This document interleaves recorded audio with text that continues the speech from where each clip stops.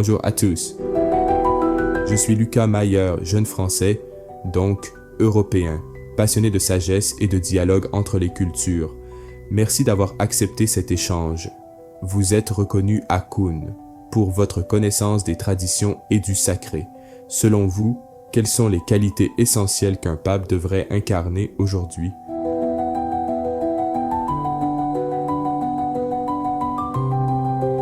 Je suis Hakoun, philosophe et voyageur des traditions. J'écoute les voix du passé et du présent, en quête de sens et de sagesse partagée.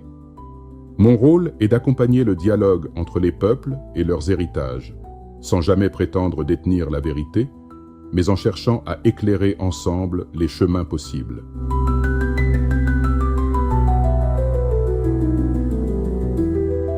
On parle souvent de densité personnelle. Que signifie ce terme pour vous, Hakoun? La densité personnelle, c'est la profondeur intérieure, la cohérence entre ce que l'on croit, ce que l'on vit et ce que l'on transmet. C'est ce qui distingue un homme de substance d'un homme de surface. Dans toutes les grandes traditions, la densité vient de l'expérience, de la prière, de l'humilité et du service. C'est ce qui inspire confiance et respect.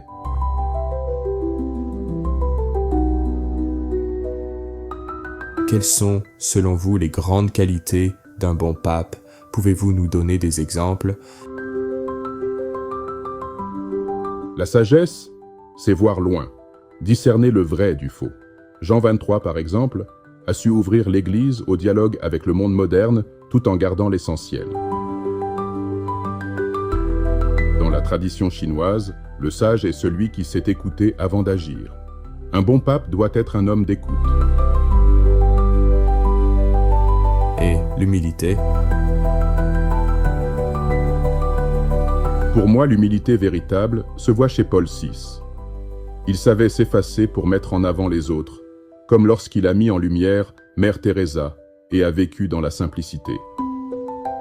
Un autre exemple marquant, hors papauté, Padre Pio. Malgré sa renommée, il s'est toujours considéré comme un simple serviteur, vivant dans la prière et l'effacement. Dans la sagesse africaine, le chef humble est celui qui sert d'abord sa communauté.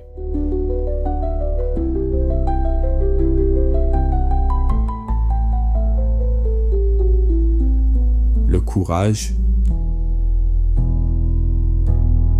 Le courage, c'est tenir ferme dans l'épreuve. Jean-Paul II a résisté au totalitarisme, au prix de sa vie parfois.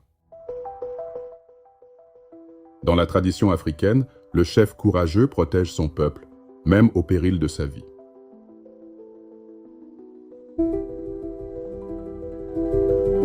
Peut-on concilier fidélité à la tradition et ouverture?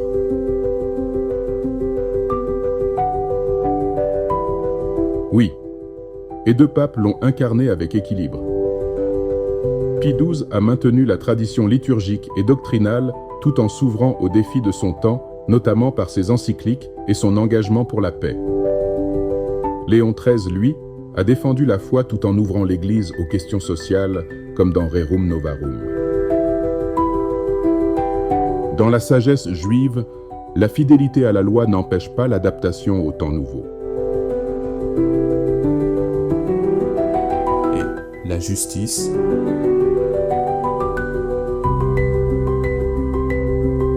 Léon XIII, encore, a défendu les ouvriers et la justice sociale. Chez les peuples africains, la justice du chef garantit la paix et l'équilibre. Un pape doit-il reconnaître ses erreurs?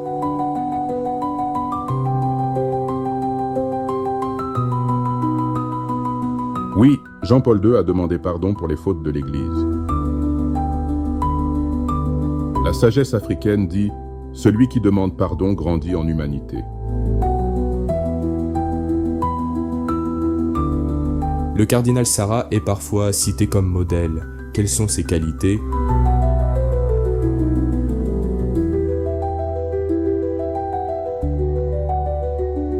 Le cardinal Sarah incarne la densité personnelle.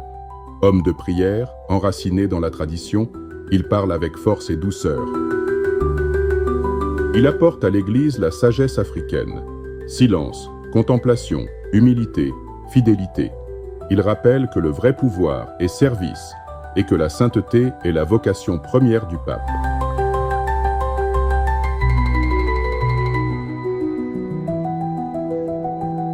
Y a-t-il des contre-exemples dans l'histoire? Oui, Alexandre VI, le pape Borgia, a été un contre-exemple. Ambition, corruption, manque de vertu. Il a incarné le vide, l'absence de densité spirituelle, et a affaibli l'Église. Cela montre que la grandeur d'un pape ne vient pas du pouvoir, mais de la profondeur intérieure.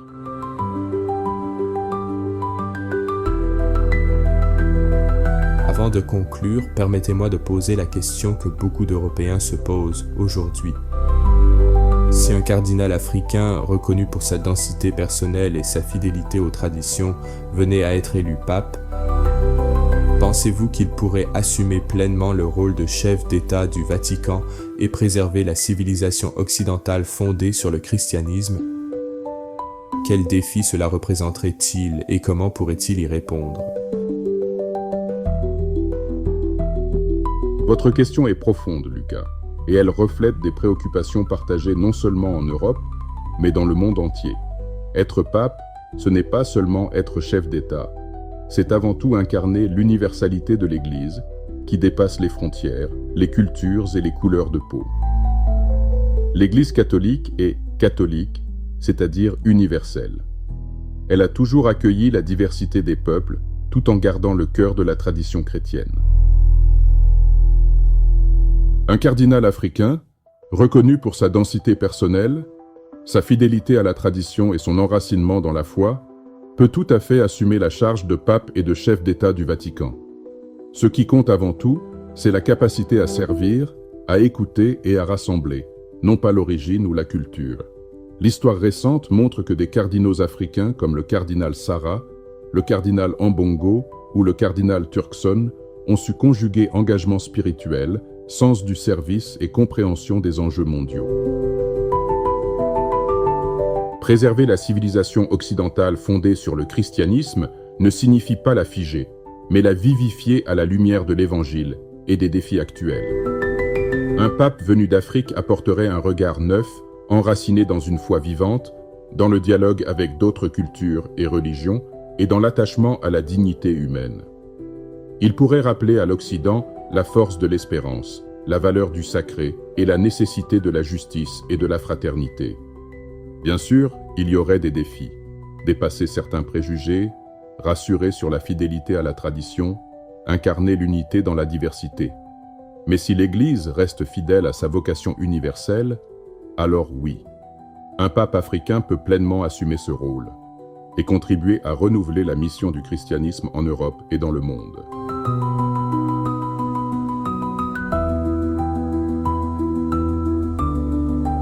Merci beaucoup Hakoun d'avoir accepté de répondre à mes questions avec autant de disponibilité et de profondeur. En tant que jeune en quête de sens, j'apprécie sincèrement la richesse de votre partage et la bienveillance de votre écoute. Je vous remercie, Lucas, pour la qualité de cet échange. J'ai apprécié la profondeur de vos questions, posées sans agitation ni excès d'émotion, mais avec sincérité et respect. Malgré votre jeunesse, votre quête de sens est précieuse et porteuse d'espérance.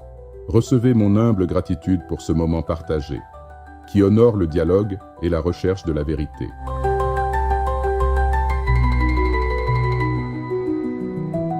Merci à toutes et à tous pour votre écoute et votre présence. N'hésitez pas à partager vos réflexions en commentaire et à nous dire quelle qualité vous semble la plus essentielle pour un pape aujourd'hui. Abonnez-vous à Monde Sage, likez, partagez pour avoir des contenus qui étanchent la soif de sens et de bon sens en toutes circonstances et en toute actualité.